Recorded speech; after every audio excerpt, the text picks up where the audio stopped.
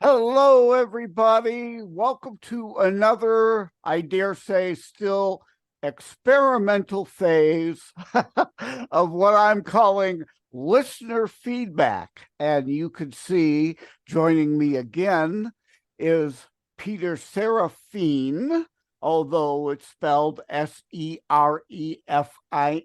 if you care to DuckDuckGo, Jibberoo, or FreeSpoke him, author of Trust Shattered. If you see this on video, you can see the book cover behind him there. But today, he's back, more or less, to chime in as a listener to segment one of the show he was on, because Red Pill Strategy, in a lot of ways, relates to his book in that what are the things you can actually get people to buy into, believe, come to understand the evidence and facts without putting their, fingers in their ears and going, blah, blah, blah, blah, blah, inconvenient, does not compute. So welcome to the show, Peter. How are you? Uh-oh. I think we may have to start over. Barry's back. He froze for a second. Welcome to the show, Peter. Sorry about that. Technical difficulties. Yeah, apparently I lost internet. I don't know how that happens because I have a hard landline run to my computer, but you know, we'll say it's CIA. They don't want us having this conversation. Yeah, the NSA. I often joke about that. I have a hard RJ45 Cat 7 line, goes to my Wi-Fi modem router Mhm. also. So in case of Wi-Fi issues, there's a direct line to try to avoid that. But at any rate, yeah, what were your thoughts on Red Pill Strategy? Because again, it kind of relates to your book. What It are we does. really going to get people to believe? We can present them facts, forcing them to think is a whole other thing, which is going to be another episode called Brain Dead Folks Part 1 and 2. And then jokingly put in parentheses, yes, that's a bit of a harsh title. LOL. But yeah, you can bring people to facts. You may not be able to get them to think. So what is your reaction? Just like anything else, politics is the same way. You have to meet people where they are. You, we all have had that experience, whether you're talking to a mechanic or a doctor, or you're talking an attorney, you're talking to somebody who specializes in one particular topic. And let's say it's your doctor, and your doctor is giving you a medical diagnosis. For example, I'll use a real life example. I have plantar fasciitis. I had no idea what the frick that was. I just knew my foot hurt all the time. So I go to the doctor and he says, "Oh, your plantar fascia is inflamed." I'm like, "What? What's that?" Yeah, what does that mean Right, really in layman's terms, right? right. So you have to meet them, whoever it is you're talking to, no matter what the topic is. You have to meet them where they are, and then bring them up slowly. So in the case of my foot, it's a matter of, well, the plantar fascia is the connective tissue that runs from the ball of your foot to the heel of your foot. And when it gets inflamed, it wants to shrink, and that makes your foot curl, and anyway, so now I understand it all. But that's how it works with anything else. I told you the new book, Trust Shattered. The whole first part of that is about government being involved in our healthcare in one way or another, medical experiments, FDA revocations, all kinds of stuff like that. What I did, I wrote this book for that purpose, for the meet people where they are. It's written, there are no conspiracy theories in here. There's not even anything in here that anybody could possibly accuse of being a conspiracy Oh, theory. but they will, but they will. But everything in it is something that the government has already admitted to. But they won't look at that evidence. Well, then they're just being stubborn and obstinate, and there's nothing you can do. Right. A show host, a friend of mine who hosts another show, he has what he two phrases. He says the don't get it and the never gonna get it. The never gonna get it's, you can't possibly switch them. You can't get them to open their eyes long enough to even consider another possibility. A don't get it person is somebody that just doesn't get it. And you can teach them. You can open their eyes. Don't bother. Don't try the never gonna get it. You're right. There are some people that would pick up my book and read it and go, well, this is just right wing small government talking BS. Even though, like I said, there's nothing in there that's conspiracy. The entire book is, things that are easily proven, the things that the government has admitted to. And I did that on purpose. So the point is, you read the stories of part one, and you go, okay, the Tuskegee medical experiments, the San Francisco biological tests, the Operation Sea Spray, MK Ultra, Project Sunshine, FDA revocations. You read all of this stuff, and then you kind of wrap it up in the conclusion chapter of that first part, and it's like, do we really want the government that has this track record involved in our healthcare at all? Exactly. And that is not to get into the current experimental that even the father of the mRNA concept said was not ready for prime time. Right. He said it. You could see that on video. And things are now coming out from the CDC about, indeed, the heart issue side effects. And indeed, they were approved for emergency use, not properly tested. That's avoiding all of that because over time, more and more will come out, but many are still going to be labeling all that as conspiracy lunacy. Now, see, I did touch on that in the book, but again, in the idea of trying to avoid the conspiracy lunacy label, I talked about it in that, okay, so here's this vaccine that came about in 6 months. Now let's look back at the previous chapters of this book and see the 100 years of history. Context. Why would, you have to at least acknowledge that people have a reasonable reason for being skeptical. That's basically what I did in that realm. I agree. They changed the definition of the word vaccine on the CDC website. They used an emergency use authorization, which by definition means it's an experimental drug. And oh, by the way, that means Nuremberg Code applies. So informed consent. And Oh boy, now, oh, yeah, whoa, hold on, way into the weeds there. Oh, I'm sure we've lost anyone who would be considered remotely middle or left is like, woo, tuning out, tuning out. right. See, and that's why you don't jump in with that. Exactly. My whole point of red pill strategy. You don't lead in chess terms. Bad analogy, bad metaphor. You can't lead with your king, but you don't lead in chess with your king. You lead with pawns. You work your way up, build your way to a broader, grander strategy. Yep, exactly. And that's again, that's kind of what I try to do with all of my writing, both on Substack and in my books, is I try to lay out the reasons that I think the way I think, and put it in terms that anybody can understand. I mean, I'm high school educated. I never went to college, so I don't write academic think pieces, whether they're the articles on Substack or my books. None of them are hugely academic pieces.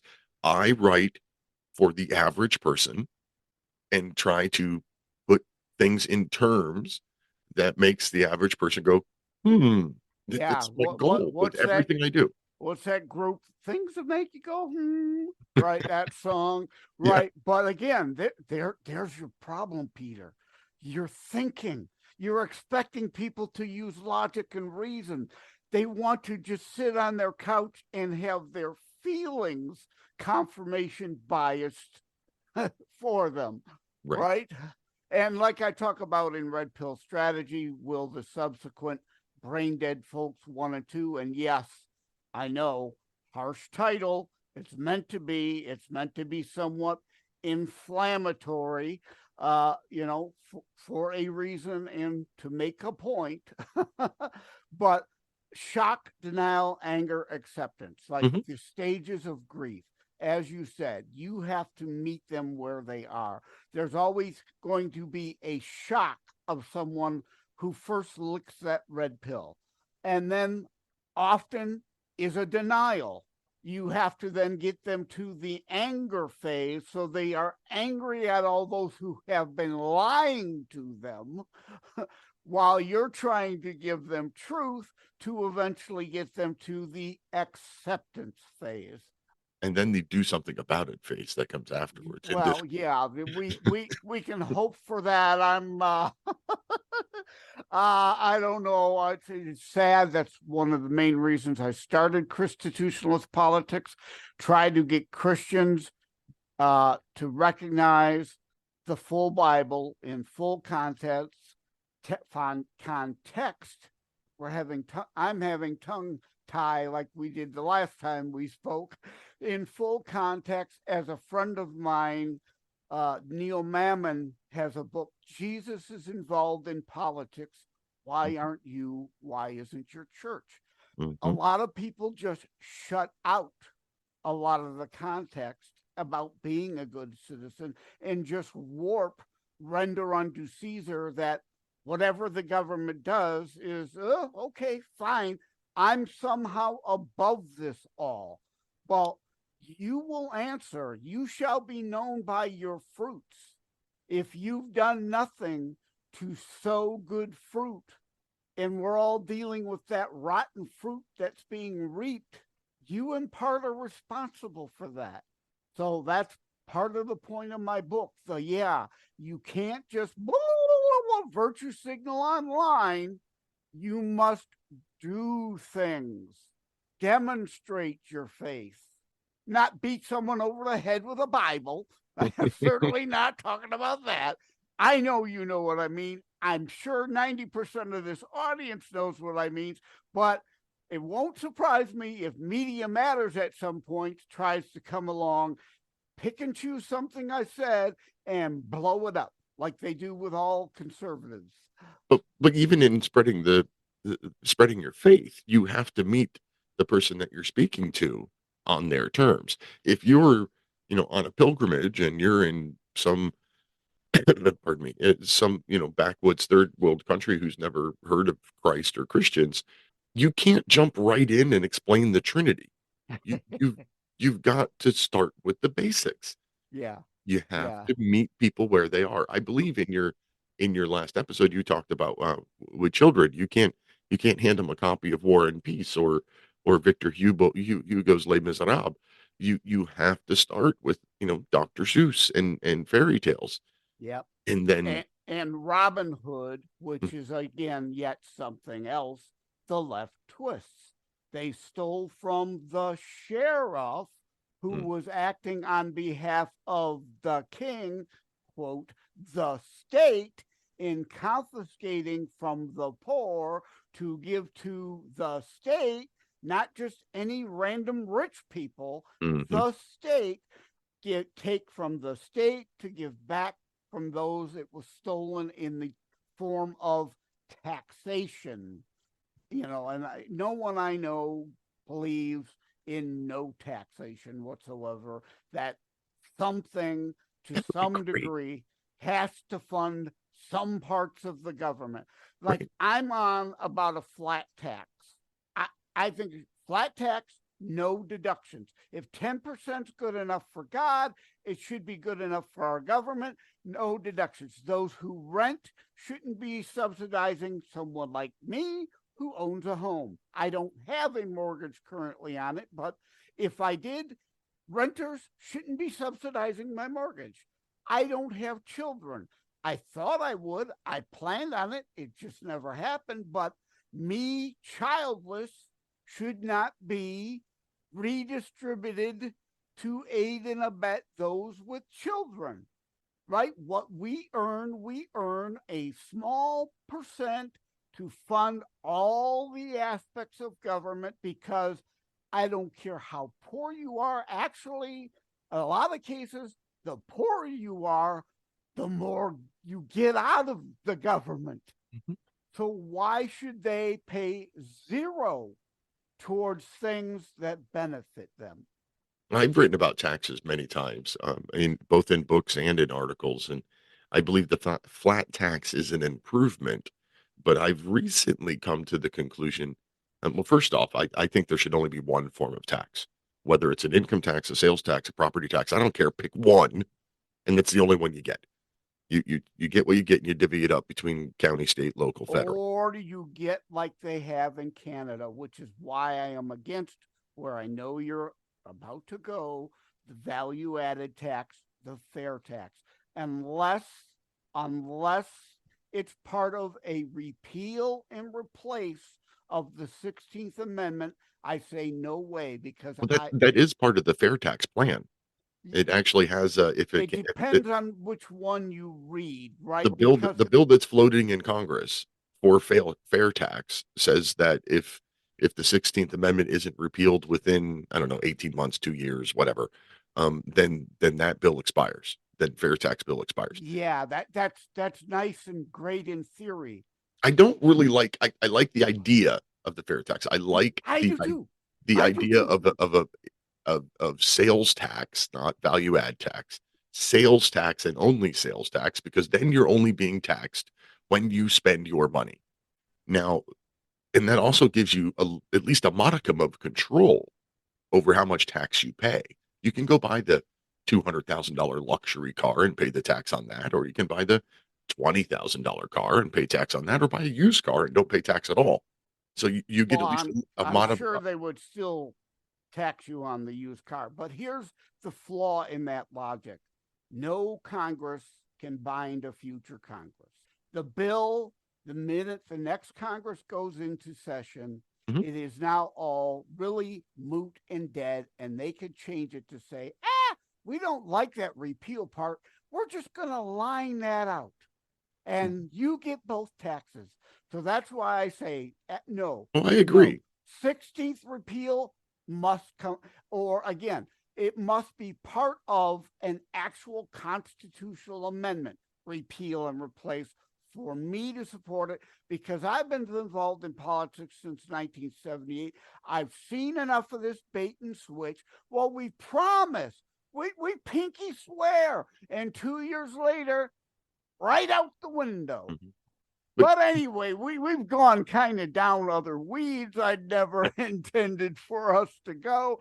And this was just meant to be a quick, brief, short segment on indeed red pill strategy. And we've covered that. So you and I think are on the same page on so many things that we could go for a 4-hour show, but I know no one would watch it. So my wife wouldn't be happy about that either. Yeah, it wouldn't do any good to do that if people aren't going to do it. So I try to do my shows always less than an hour, and things like this, no more than 20 minutes do I want, even less than that. So there are small bite-sized things people can chew. So thanks again for joining, Peter. Take care. God bless. It is a myth that terrorism stopped during COVID. Unfortunately, mainstream media opted to prioritize pandemic hysteria over promoting all news. Terrorism continues. Simply hoping that it doesn't affect you is not a strategy. The new book, Terror Strikes, coming soon to a city near you, featured on The Author Show, is now available in paperback from bookstores, online, or as an ebook exclusively through Amazon Kindle. Terror Strikes, coming soon to a city near you, by Joseph M. Leonard. Order today.